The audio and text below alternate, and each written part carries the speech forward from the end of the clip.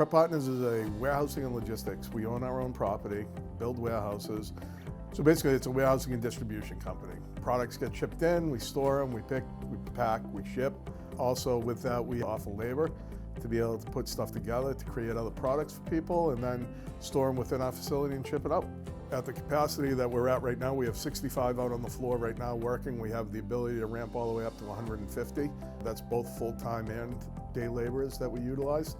And if you order anything online and it gets delivered to your door, it's coming through a company such as ours. What makes us a little bit different is we do have a labor force that works with us. We do have the ability to do more than the big box retailers that are out there and the large players in it that are stringent into what it is. We have flexibility to be able to do things differently on our side. Picking unique SKUs, putting together stuff that can't be automated is really our strength. We also have over 60 years of knowledge in the industry, which really helps portray our customers, because our customers are our customers, but we are an extension of them.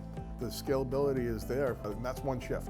So we can go multiple shifts 7 days a week. Right now we're running Monday through Friday. The regular operations of a warehousing and distribution, you have your receiving process. You have your check, your balances, your QC. You also then have your pick, pack, and ship, but then you also have returns. Reverse logistics is a big part of what our customers do.